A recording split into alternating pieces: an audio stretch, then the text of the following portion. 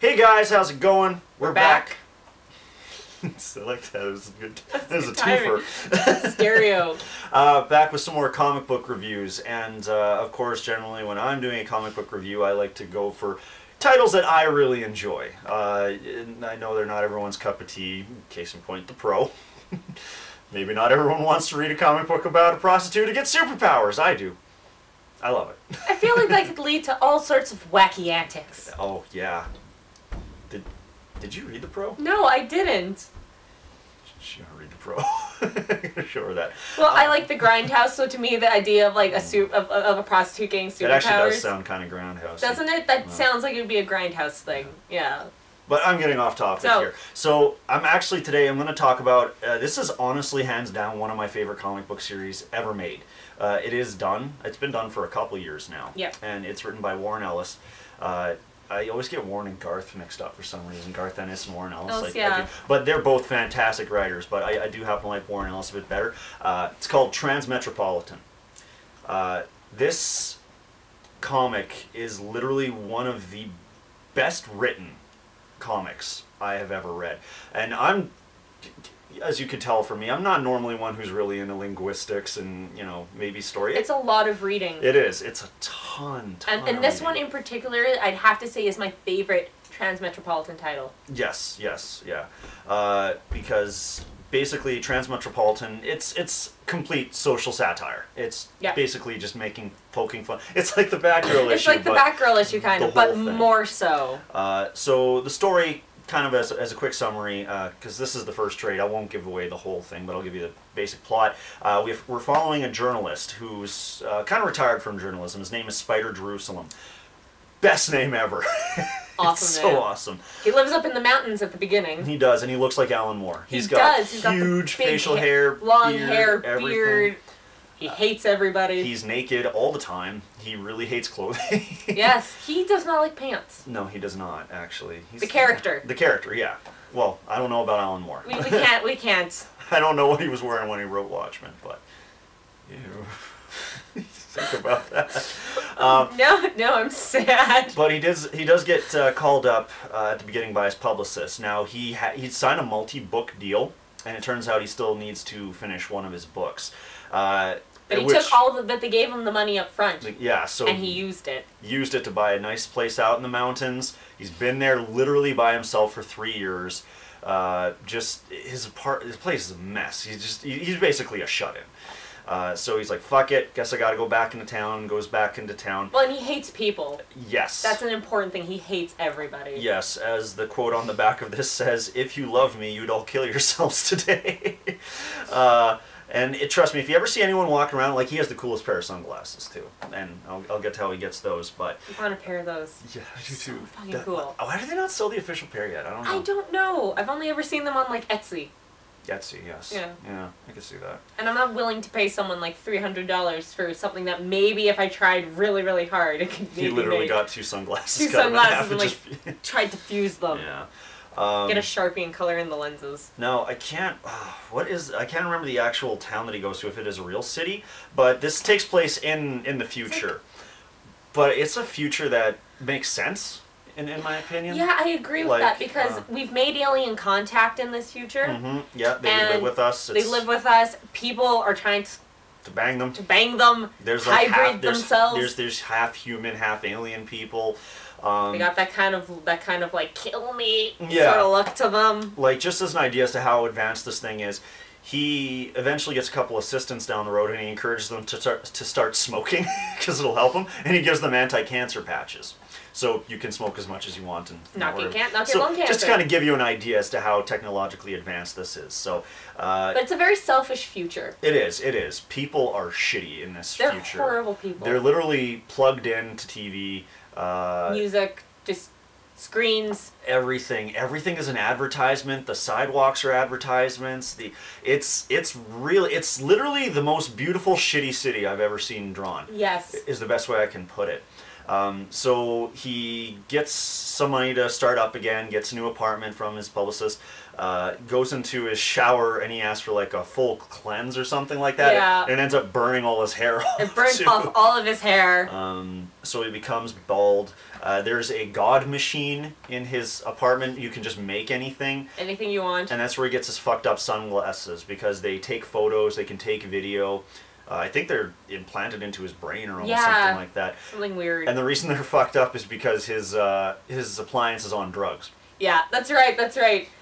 His appliance is a junkie. His appliance is a junkie. To give you an idea, once again. And then, yeah, basically from there, it's just kind of him. Trying to find something to write about. Trying to find something to write about. I mean, Coast, that is the start. He does eventually get into more politics, that sort of thing, but him just kind of starting off in this really weird, really crazy city is where you're going to start off. It's this weird dystopian future, and that it's dystopian and that's so corrupted by, like, media and, like, all the really negative things about the world. Like, literally think everything we have now that's bad and just ump that. Like, to a degree that's unfathomable. It's just like... it's a really shitty place. Yeah, it's a horrible place, but at the same time, like you said, it's like beautiful. Oh, it is, yeah. Like the artwork is fantastic. I don't know if you guys it has amazing art. See it. I think is it Derek Robertson who's doing? No, yeah, it's Derek Robertson who's doing all the art there. It's really well done. Like I said, if you're kind of more into a comic book that you need to actually legitimately read while actually getting some very good artwork, great story, fantastic characters. Like I said, Transmetropolitan is hands down. It's a smart title, too. It is. I want to say that, because the first time I read it, the level of writing, I'm kind of like, it made me think. It made me really reflect, especially, like, looking at some of the stuff that we have now. It's scary. Because there's stuff now that, like, in this comic book, they make fun of it. Yeah. And it's like, oh, yeah, like, you think, like, oh, that would never happen, but then you think about it, and it's like, oh, shit, we actually have that. And it's, like, terrifying. It's like, it made me think, like, oh man, is this the direction that we're heading in? It's spooky. It is, actually. It is. It's spoopy. It's spoopy. Spoopy. It's spoopy. Not quite spooky, but spoopy. It's spoopy. It's spoopy. It doesn't have the cuh. So and trust me, if you're like a tradesman like myself, or, you know, this is, because as you said, you know, it really does make you think. This is a comic that warrants multiple readings. So if you love to get something, read it, and then give it a try again down the road, this is fantastic. You know what? I know I've read this title in particular, I think, three times now? I've read it 3 times, and each time I've read it, I've noticed something different. It is, something that I didn't pick up before. Maybe not in the writing, but definitely in the art. Oh, in the artwork, too. In the art. I didn't see that before, and definitely. I equate, it's like Hot Fuzz. Like, every time I watch Hot Fuzz, there's a joke I missed or something. That's a great comparison. It is. That's a really good comparison. I like that. They're up to, it's finished, as I said, so there's 10 trades altogether. You can probably try tracking down the individual issues. I think that would be really hard. Really difficult to do. Just stick with the trades. Like I said, there's a ton of them out. It gets into crazy good politics and actually kind of surprising. Like, they call a lot of shit early once again. But check it out. Like I said, this is one of my favorite titles, and like, I hate reading.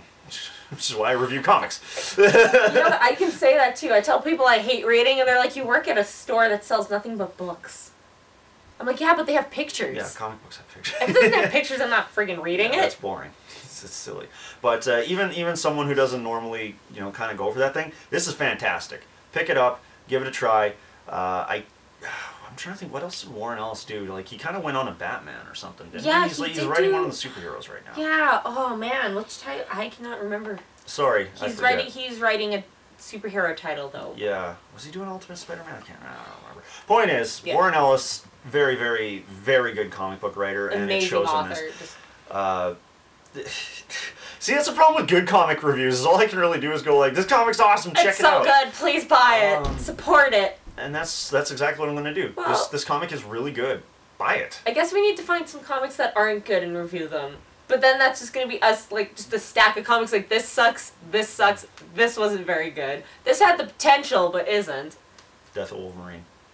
Don't get me started on that. Oh! Another time. Another time. But thank you very much for watching. Like I said, check it out. I've said that like 50 times, but I can't say it enough. Really, really, really good. Well, then I'll say, check it out. It's an amazing title. Because I agree with you. It's probably it's definitely in my top 5 list. Yeah, exactly. I can say it's in my top 5 list. Yeah. Because I don't have like a number 1. I do a top 5 too, but this is really hard. It's really hard. I can't pick one above I can't say I could have a top 5, but it doesn't mean that the number that I would list them in is the number that I'd like them better. Because each of them has individual parts that it's like. And also, if I ever see any of you at a con and you're doing a Spider Jerusalem cosplay, I'm gonna run up and hug you, just so you know. It's such a rare thing to see. There was one in Oh yeah, I saw one in Saskatoon. You did? Yes, he was working one of the booths there. That's awesome. And he had the tattoo on his head and on his chest, and he had the sunglasses, and I went up to him like, "You're Spider Jerusalem," and he's like, "Finally, someone knows who the fuck I am." Which, once again, you need to show this comic more love. Don't forget to check out our other reviews. Don't forget to check out our other videos. JP does stuff too with wrestling. You can check that out if you're into that kind of thing, you know, men on men. And Facebook page? Facebook and Twitter. Yep. I don't need to say that. That's on the video at the end of the video. There's a video? Oh, there's a video. Yeah, there's a Facebook and a Twitter. It's in the links down below. We're just being careful. We're taking the precautions. I'm not. Never. Never. Headstrong. Bye, guys.